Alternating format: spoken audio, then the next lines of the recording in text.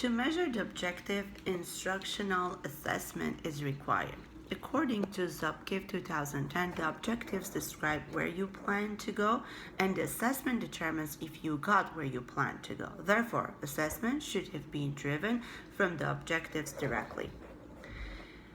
EDUC633-3 2010 also mentions that there are 4 different types of assessment useful for instruction: entry assessment, pre-assessment, practice assessment, and post-assessment.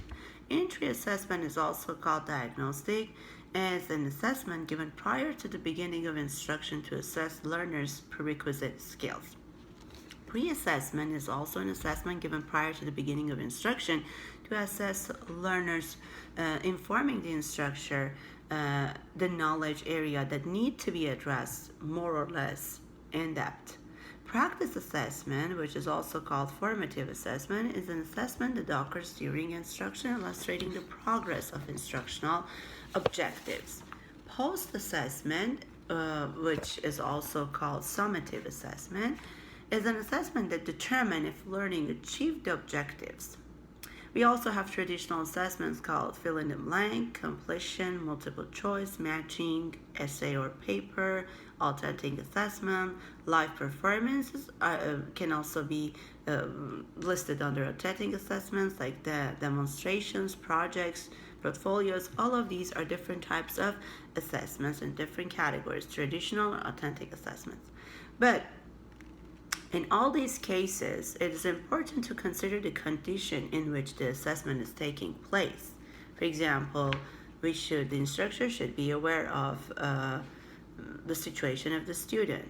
If the student is going to take this assessment in a traditional class, or it's an online class, or the student is going to use mobile device.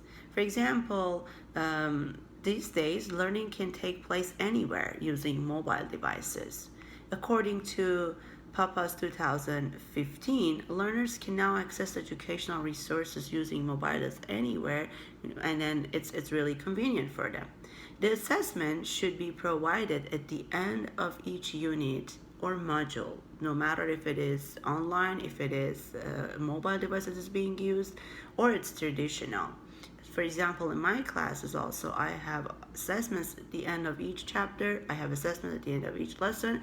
It's not only because I want to assess my students, I also want to see, I want to assess myself. I want to collect feedback from students and see if I'm going to move on or I have to stop and repeat the last lesson. So assessment should take place at the end of each lesson. The same thing should happen to the online classes, or even the classes that the students are using mobiles to attend. So we should keep in mind that our learners are most likely to study and complete each section separately when their schedule allows time for doing it. Therefore, it's important to ensure that they receive an effective and complete mobile learning experience if they're using mobile for their classes. And they should have their own ways to access the assessment anytime that it's convenient for them. Also, we should be sure to include a variety of different questions so that all topics can be assessed. The challenge of using mobile devices is that we should avoid using timed assessments that require them to set aside a block of time specifically, because those who are using mobile devices are going to be distracted easily.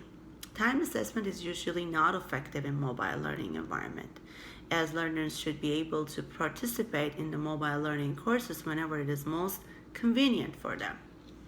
They can study at their own pace. They want to study at their own pace, and they want to take tests or take the assessments with the best convenient time for themselves. So that they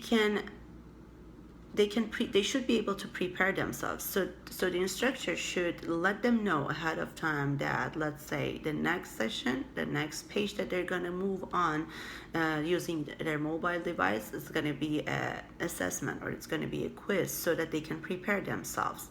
And they can locate themselves in a quiet area to be able to answer those questions. So mobile learning assessments don't have to stick to any particular format. That's another actually benefit of it, because all apps are like kind of all apps are available on mobiles.